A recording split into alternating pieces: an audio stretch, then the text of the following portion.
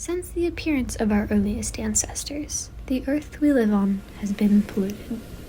Currently, there are 5.25 trillion pieces of plastic waste determined to be in our oceans. Over 1 million of our planet's marine life are killed each year due to plastic pollution of our doing. With specifically plastic, 8.3 million tons are relinquished into our waters every single year. And yet, not all humans are making an effort to end the suffering of our ecosystems. It is up to humans to reverse the damage we have done and help our planet before it is too late. Hi, my name is Delaney Ehrman, and I am a proud Girl Scout ambassador, as you can see. And having been part of Girl Scouts since kindergarten, I am currently pursuing my Gold Award, which is the highest honor in the organization. I am producing this documentary, which is aimed at educating people on how to care for the environment, regardless of how much or little you can do. Come with me on my Gold Award Project journey as I teach you how to recycle and how to encourage everyone to get involved. My project and documentary are in partnership with the Admiral Heal the Bay, which is an organization that offers opportunities to make a positive impact in your community. Heal the Bay is dedicated to safeguarding the Santa Monica beaches and the Pacific coastline, restoring our waterways, and implementing clean water policies to promote public health. I interviewed the public programs manager of Heal the Bay, Alexia Skrbek, who I closely worked with to complete my project. Here are Alexia's thoughts on the current issues of our environment. What is not necessarily common knowledge is that not all plastics are recyclable. So it's usually if you look at a piece of plastic or packaging, something that's in plastic, it usually has a little recycling sign with a number inside of it, or sometimes if it's a cosmetic, it'll have a little cosmetic container that has a number on it, and it tells you what type of plastic it is. And people don't often know that it's only certain types of plastic that are recyclable, so that's a pretty common thing when it comes to plastic pollution. Often people don't know that when your food box, if you're trying to recycle a pizza box, if it has oil or food still on it, it's technically not recyclable. So people don't often know that information when they're recycling in terms of environmental justice.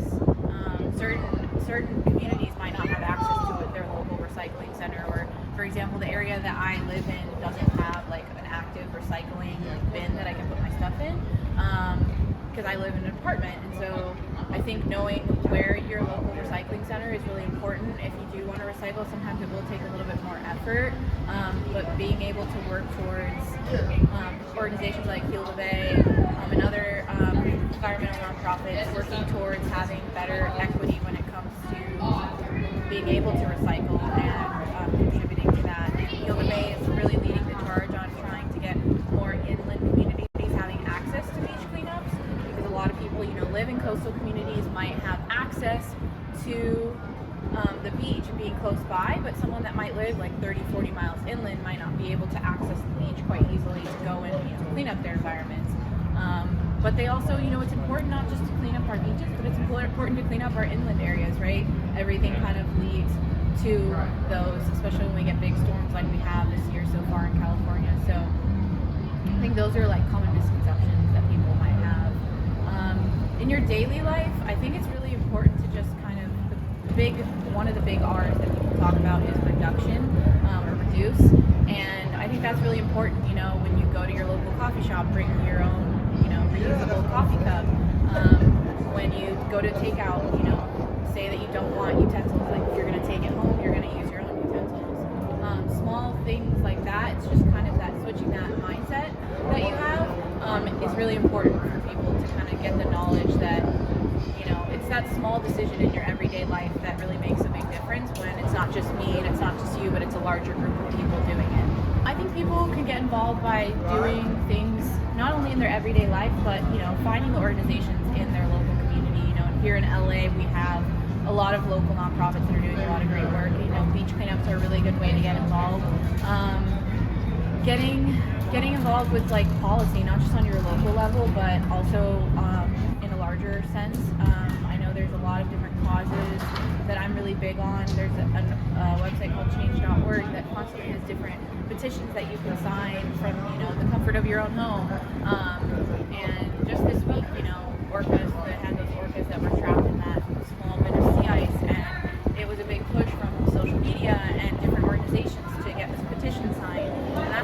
change happens. It's something, it starts really small, and then it kind of like kind of domino effect.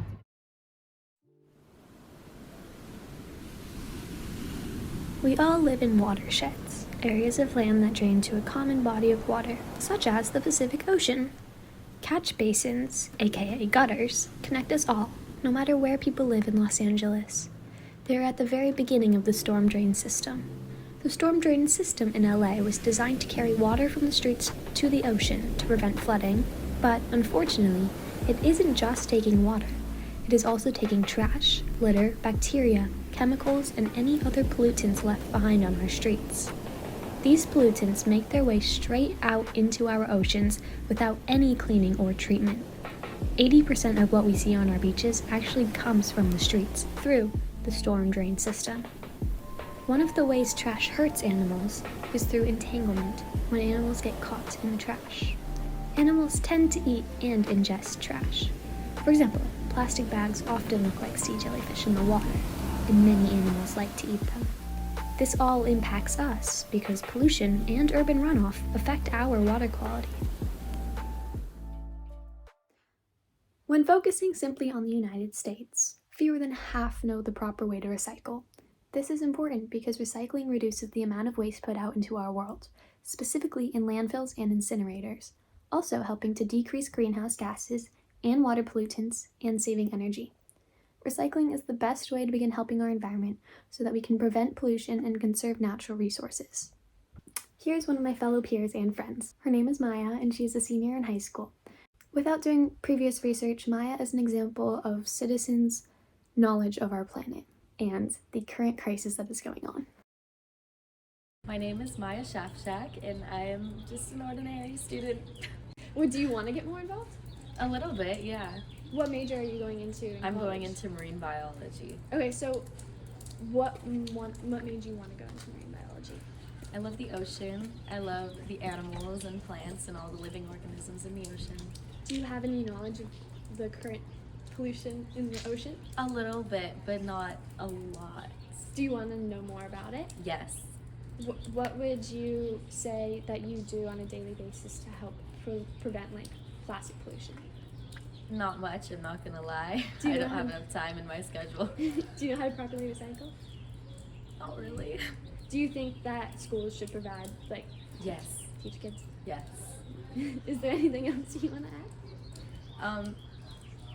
Don't pollute. Today, I'm going to teach you the proper way to recycle. When recycling, here are the official rules. Official rule number 1. Recycle bottles, cans, paper, glass, and cardboard as long as they are clean. Official rule number 2. Keep food and liquid out of your recycling. Official rule number 3. No loose bags and no bagged recyclables. When it comes to plastics, when we're talking about plastics, we mean bottles, jars, jugs, and tubs. Clean and dry containers, and then put the cap back on before tossing them in the bin when recycling. No bagged recyclables. Do not bag recyclables. They must be loose in the bin. If you collect your recyclables in a bag, empty them directly into your cart and reuse the bag. No plastic bags. Do not bag recyclables, as materials inside may not get recycled. Reuse plastic bags. No plastic wrap and film. Plastic wrap, bubble wrap, sandwich bags, and freezer bags should not go in the recycle bin. Reuse whenever possible for presents, moving, or storage of similar items, or look for local options to recycle. No cups with wax or plastic coatings. Cups with plastic or wax coatings are not recyclable. The plastic lid should be trashed as well. No polyester foam and plastic. Polyester foam, plastic to-go containers, and cups are made of non-recyclable materials and are not acceptable in the curbside recycling program. Packing peanuts are not recyclable either. However, some shipping stores will take peanuts back for reuse. Okay, when it comes to metals, no tangling items. Garden hoses, rope, leashes, wire, holiday lights, string, and chains should never go in the recycling bin. Tanglers can wrap around equipment, endanger workers, and shut down entire recycling centers. If they're still in good condition, donate them. No garage waste. Car parts, scrap metal, tires, filters, propane cylinders, and the like are safety hazards if they are put in curbside recycling or trash bins. Check locally for special collection programs or take them to a local retailer or scrap recycler. Here are some recycling do's and don'ts. Do rinse your recyclables. Even just one dirty item can contaminate an entire bin. If paper or cardboard come into contact with food or liquid, they can no longer be recycled. And also, avoid contamination by cleaning out any residue before recycling. Next, don't crush your cans. Single-stream recycling needs to be sorted once it's picked up. Crushed cans can be accidentally sorted as paper, contaminating the paper recyclables. Aluminum cans are endlessly recyclable, so leave them as is to ensure continued use. Don't include items you aren't sure about. When in doubt, throw it out. Many items that seem recyclable aren't. A mixture of non-recyclable and recyclable items can cause contamination and result in all of the items being thrown out. Next, don't bag it. One of the most common mistakes that I know many people do is when recycling, they use a non-recyclable plastic bag to put all of their recyclables in. When doing this, they throw out the non-recyclable bag with their recyclables. This means that non-recyclable plastic bag gets caught in the sorting machinery, damaging equipment and causing delays. Instead, try placing your recyclables directly into the container without a non-recyclable plastic bag. And finally, do refuse, reduce, and reuse, and then recycle. Refuse single-use items to reduce the amount of waste you create, and then reuse items as much as possible before recycling or throwing them out. Some of my fellow peers, Alexandria Williams and Avery Ackridge, are students who are greatly involved in our environment. Alex runs the Climate Solutions Club, and Avery runs the Garden Club at Agora High School. Here are their takes, opinions, and knowledge of the current crisis. I'm Alexandria Williams.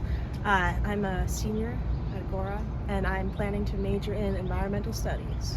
I'm Avery Ackridge.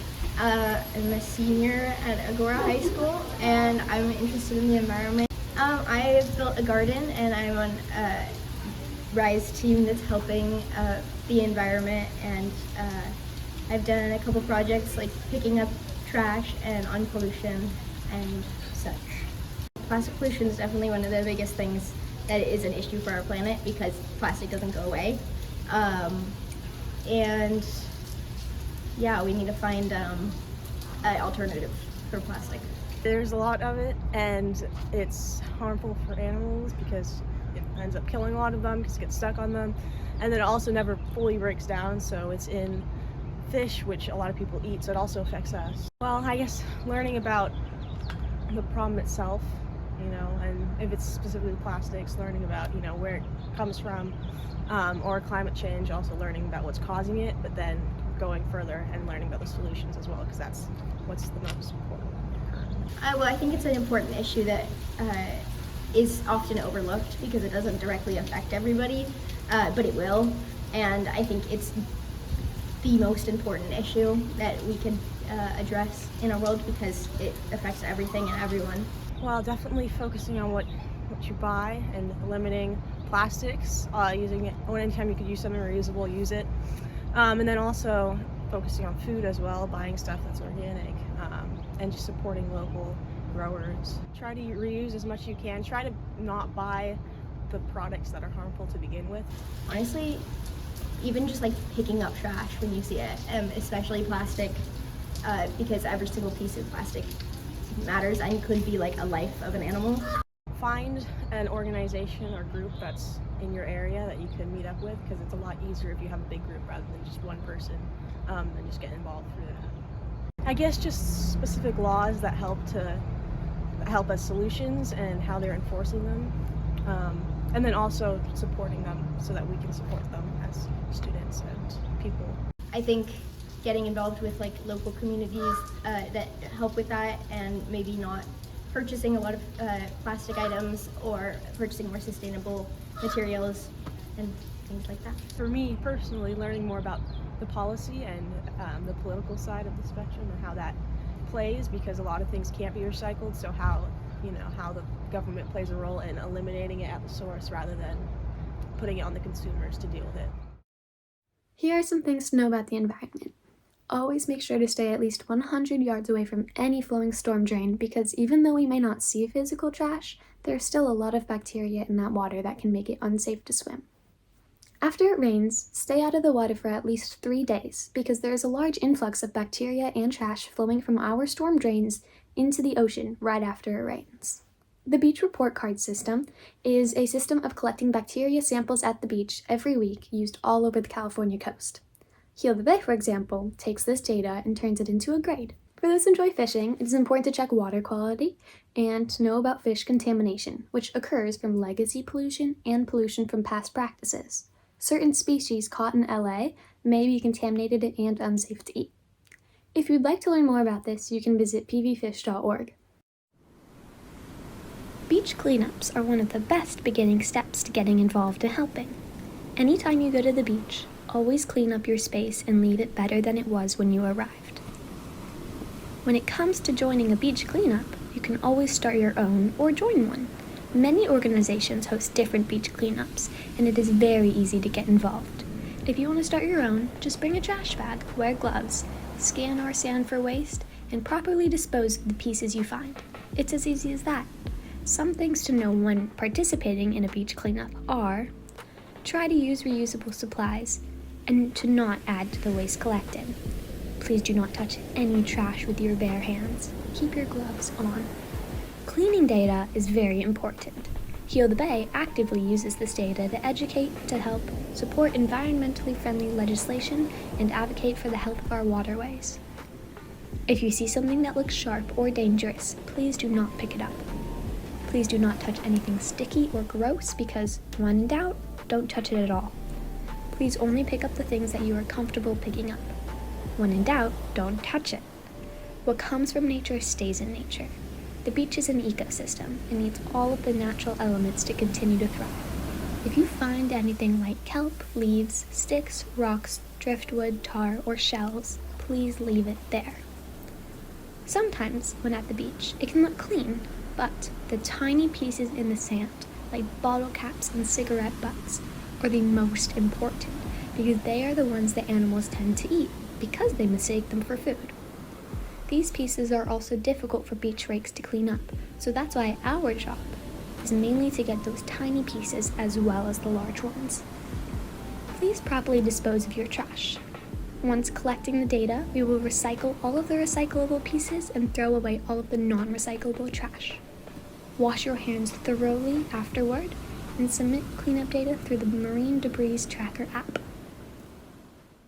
A lot of the communities that are underserved live in those inland communities, and being able to kind of make an impact on, what those things are. A lot of the work that we're doing is within schools and making sure that kids have access to green space. I know that not growing up in a city personally, it's crazy to think that these kids don't have very much greenery to go outside and that they live in such concrete asphalt environments. So I think it's really important that the work that we're doing is not just in the coastal communities but also in the inland communities. I mean, like I said, there's things that you can do from home in your everyday life. Those small changes definitely make a difference. It comes down from anything that we do in our daily lives affects it, even down to what we wear, right? Buying secondhand versus buying fast fashion, that is an impact on the environment. A lot of what we wear is made up of partial plastic material. So I think that people aren't aware that it's in everything. It's not just in